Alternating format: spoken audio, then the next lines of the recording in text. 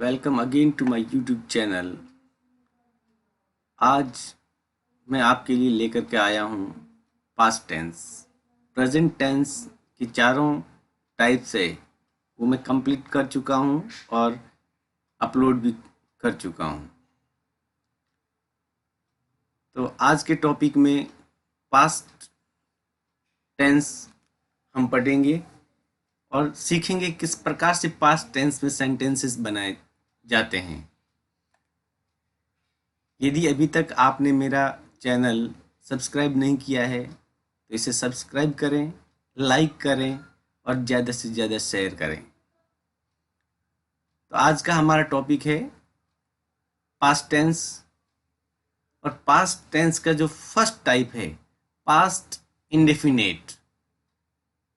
और इस indefinite tense को हम एक दूसरे नाम से भी जानते हैं और उसको कहा जाता है सिंपल पास्ट, पास्ट इंडेफिनेट और पास्ट सिंपल टेंस।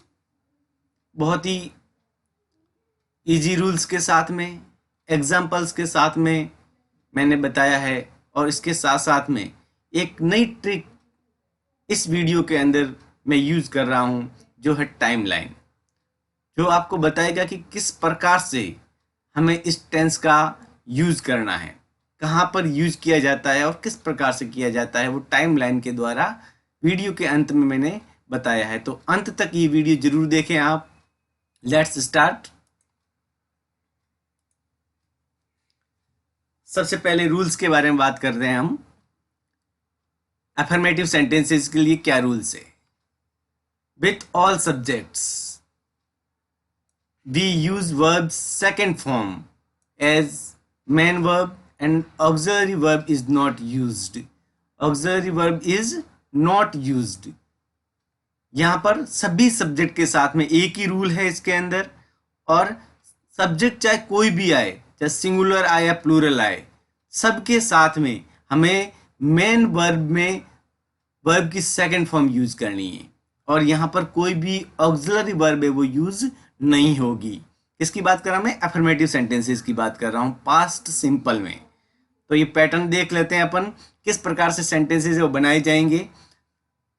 सबसे पहले हम सब्जेक्ट लिखते हैं तो ऑल सब्जेक्ट्स, कोई भी सब्जेक्ट हो चाहे, और उसके बाद में हम वर्ब की सेकंड फॉर्म लिखेंगे, वर्ब की सेकंड फॉर्म का यूज करेंगे और उसके बाद में ऑब्जेक्ट रिमाइनिंग है वो हम लिखेंगे और उसके बाद में फुल स्टॉप। इस प्रकार से ये सेंटेंस का पैटर्न बन गया है हमारे पास में।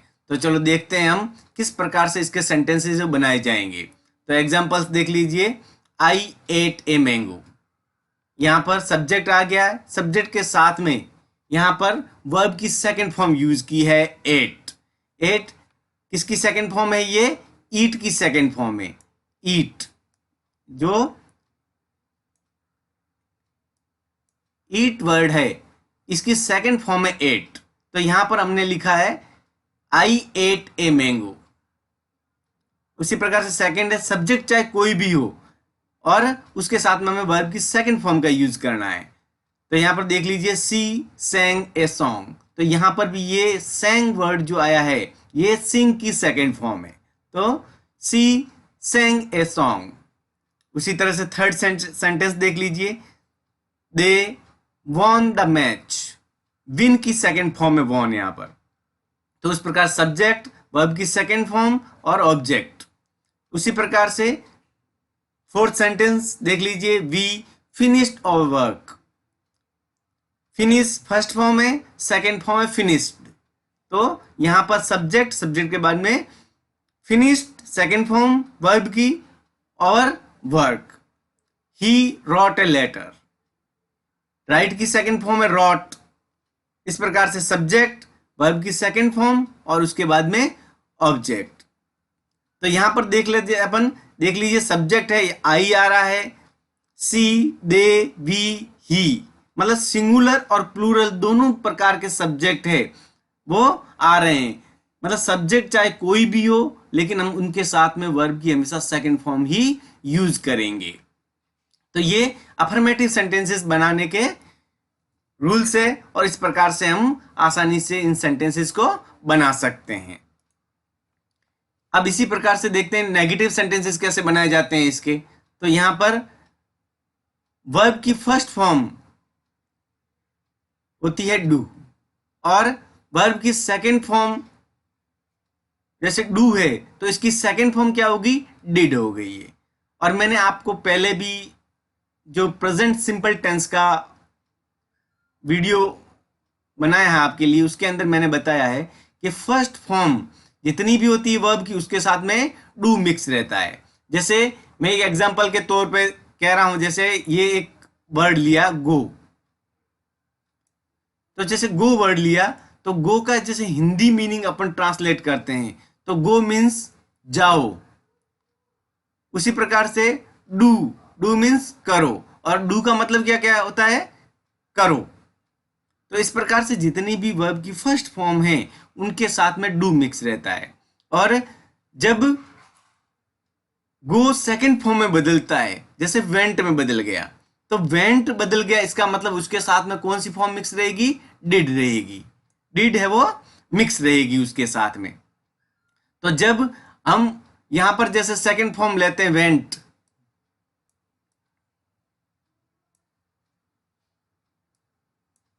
ये वेंट लिख लिया हमने यहां पर, तो वेंट, अब जैसे इसके अंदर से डिड को हम वापस बाहर निकाल देंगे तो ये जो वेंट है वो किस में कन्वर्ट हो जाएगी, फर्स्ट फॉर्म में, ये वापस फर्स्ट फॉर्म में वो कन्वर्ट हो जाएगी। कब होगी, जब इसके अंदर से हम सेकंड फॉर्म है वो डिड है वो निकाल लेंगे।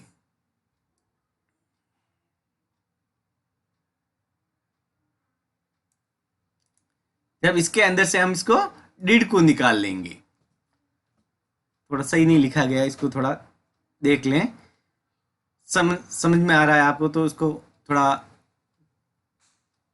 ध्यानपूर्वक देखें। इसको वेंट है उसके अंदर जैसे डिड निकालेंगे तो ये वेंट है वो किस में बदल जाएगी, वापस फर्स्ट फॉर्म में बदल जाएगी। तो ये रूल है, इसको थोड़ा आपको ध्यान रखना है।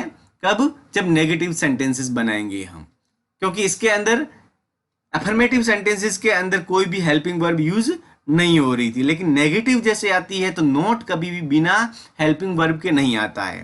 तो यहां पर देख लीजिए, पैटर्न देख लीजिए, ऑल सब्जेक्ट, उसके बाद में डिड नॉट, उसके बाद में verbs first form plus object. अभी मैंने आपको ऊपर पहले ही बताया है कि जब भी हम उसके वर्ब की सेकंड फॉर्म के अंदर से डिड को बाहर निकाल लेंगे और डिड का यूज यहां जैसे हमने किया तो ये जो सेकंड फॉर्म है वो फर्स्ट फॉर्म में वापस कन्वर्ट हो जाएगी।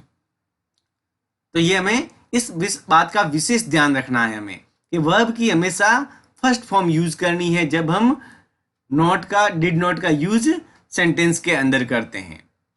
यहाँ डिड का यूज आता है जैसे ही ऑक्सिलरी वर्ब के रूप में, तो वर्ब की फर्स्ट फॉर्म है वो मेन वर्ब यूज होगी, मेन वर्ब के रूप में वर्ब फर्स्ट फॉर्म ही यूज होगी। यहाँ पर एग्जाम्पल देख लेते हैं, यहाँ पर देखो, आई did not eat a mango. यहाँ पर पहले सेंटेंस जो बताया था मैंने आपको, जैसे आई एट ए मैंगो, जो फर्स्ट में मैंने आपको बताया अफर्मेटिव के अंदर, देख लीजिए आई एट ए मैंगो। लेकिन जैसे इसको अपन नेगेटिव में चेंज करते हैं तो ये क्या बन गया, यहाँ पर आई did not eat a mango. जैसे डिड नॉट आया, एट के अंदर से डिड निकल गया, तो ये एट है वो किस में चेंज हो गई, ईट में, फर्स्ट फॉर्म में वापस कन्वर्ट हो गई है यहाँ पर। तो इस प्रकार से ये एक सेंटेंस बन गया हमारा, I did not eat a mango. उसी प्रकार से second sentence, he didn't write a letter. Did not की शॉर्ट फॉर्म है ये डिडंट, तो यहाँ पर he didn't write a letter. जो अफर्मेटिव सेंटेंस बना रहे थे हम, वहां पर हमने क्या लिया था, second form, he wrote a letter. लेकिन जैसे इसको नेगेटिव में चेंज कर रहे हैं तो इसके आगे डिड नॉट लग रहा है, डिड नॉट लगते ही रोट है वो फर्स्ट फॉर्म में कन्वर्ट हो रही है राइट के अंदर, तो ये फर्स्ट फॉर्म बन गई यहाँ पर। तो ये बात विशेष ध्यान रखनी है हमें कि जब भी डिडंट या डिड नॉट का यूज करते हैं हम, तो उसके बाद में वर्ब की हमेशा फर्स्ट फॉर्म ही यूज होगी। तो इस प्रकार से हम ये नेगेटिव सेंटेंसेस आसानी से बना सकते हैं। उसके बाद में देख लीजिए इंटरोगेटिव सेंटेंसेस। इंटरोगेटिव सेंटेंसेस के पैटर्न है वो मैं पहले ही आपको प्रेजेंट टेंस के जो वीडियोज है उसके अंदर मैं बता चुका हूं, एक बार पुनः देख लेते हैं। यहाँ पर पैटर्न क्या होगा इसका, सबसे पहले ऑक्सिलरी वर्ब, उसके बाद में सब्जेक्ट और उसके बाद में वर्ब, मेन वर्ब आएगी, और यहाँ पर मेन वर्ब की वो फर्स्ट फॉर्म आएगी वापस, प्लस ऑब्जेक्ट या रिमेनिंग है जो भी, उसको इस प्रकार से हमें सेंटेंस बनाना है और अंत के अंदर क्वेश्चन मार्क लगाना है, इसका यूज करना है हमें। वहां पर यहां पर भी वही बात है कि जैसे ही ऑक्सिलरी वर्ब है वो आगे आ जाएगी, पास्ट सिंपल की बात कर रहे हैं हम यहाँ पर, तो जैसे डिड यहाँ पर आएगी तो यहाँ पर वर्ब की सेकंड फॉर्म है वो फर्स्ट फॉर्म में कन्वर्ट हो जाएगी यहाँ पर। तो देख लीजिए example, did you eat a mango, यहाँ पर डिड हेल्पिंग वर्ब यूज हो रही है यहाँ पर, डिड और इसके बाद सब्जेक्ट, लेकिन ईट है वो वर्ब की फर्स्ट फॉर्म है, क्योंकि जैसे ये हेल्पिंग वर्ब ऑक्सिलरी वर्ब यहाँ पर आई है, डिड आई है, तो ये फर्स्ट फॉर्म में वापस कन्वर्ट हो गई है यहाँ पर, ठीक है। तो ये सेंटेंस बन गया, did you eat a mango. Second sentence देख लीजिए, did he write a letter, did जैसे यहाँ पर यूज हुआ तो ये वापस फर्स्ट फॉर्म में कन्वर्ट हो गई यहाँ पर। तो सबसे पहले ऑक्सिलरी वर्ब, उसके बाद सब्जेक्ट, उसके बाद वर्ब की फर्स्ट फॉर्म और उसके बाद में ऑब्जेक्ट। उसके बाद में थर्ड सेंटेंस देख लीजिए, व्हाट डिड ही राइट। अब यहाँ पर WH वर्ड लेकर भी मैंने एक सेंटेंस बनाया है, जैसे WH वर्ड का यूज कर रहे हैं हम, तो ऑक्सिलरी वर्ब से पहले हम WH वर्ड है वो ऐड कर देंगे और वही का वही पैटर्न है वापस हम यूज करते हैं, यही का यही पूरा पैटर्न है वो हम यूज करेंगे ऑक्सिलरी वर्ब के साथ में। तो यहाँ पर WH वर्ड जोड़ लिया और यहाँ पर ऑक्सिलरी वर्ब, उसके बाद में सब्जेक्ट और उसके बाद में मेन वर्ब। तो WH word what did he right, वही का वही नियम है वो यहाँ पर भी काम करेगा, सिर्फ हमने क्या किया यहाँ पर WH वर्ड है वो ऑक्सिलरी वर्ब के पहले जोड़ा है यहाँ पर। Did Latika cook rice yesterday, यहाँ पर भी वही हेल्पिंग वर्ब है वो आगे आ गई है, उसके बाद सब्जेक्ट और यहाँ पर कुक फर्स्ट फॉर्म यूज हो गई है वापस, राइस यस्टरडे ऑब्जेक्ट और उसके बाद में टाइम साथ में दिया है यहाँ पर, व्हाट डिड लतिका कुक। उसी प्रकार से ये एक सेंटेंस और एग्जाम्पल के रूप में बनाया मैंने यहाँ पर, WH वर्ड, उसके बाद में डिड और उसके बाद में सब्जेक्ट और उसके बाद में वर्ब लिए। तो यहाँ ऑब्जेक्ट के बारे में क्वेश्चन पूछा जा रहा है, इसीलिए यहाँ पर हमने वर्ब को लिया है यहाँ पर। तो इस प्रकार से हम सेंटेंस से वो आसानी से बना सकते हैं। अब देख लीजिए टाइमलाइन क्या है,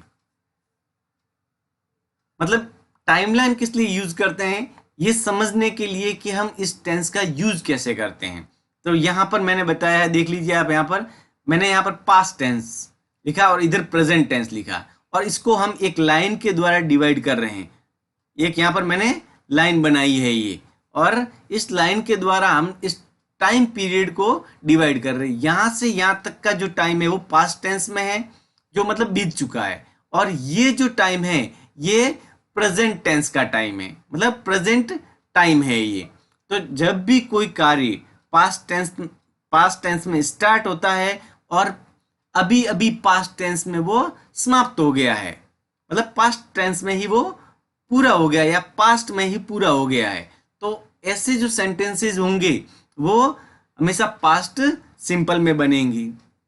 और कोई भी कार्य पास्ट में स्टार्ट हुआ है लेकिन प्रेजेंट में आकर के वो यहाँ पर आकर के कंप्लीट हो गया है, यहाँ पर जब प्रेजेंट में आकर के अभी अभी कंप्लीट हुआ है तो उस स्थिति में हम प्रेजेंट परफेक्ट टेंस का यूज करते हैं।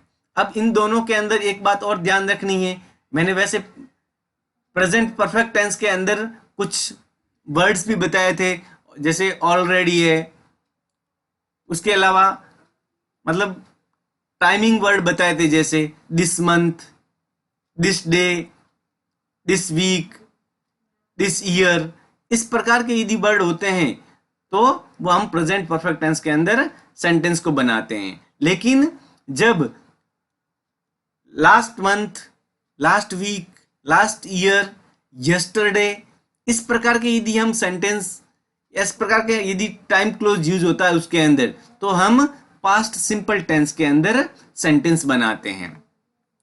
तो यहां पर when work and with time use कैसे किया जाता है इस टेंस का? When work and with the time, जब वर्क टाइम के साथ में एंड हो जाता है। जैसे मैं एक आपको एग्जांपल बता रहा हूं यहां पर, जैसे he went to Mumbai yesterday.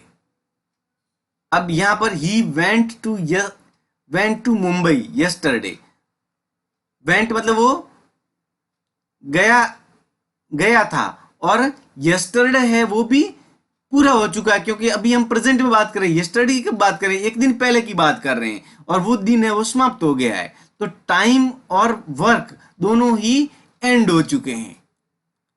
तो उस कंडीशन के अंदर हम इस टेंस का यूज करते हैं, पास्ट सिंपल या पास्ट इंडेफिनिट टेंस का यूज करते हैं हम।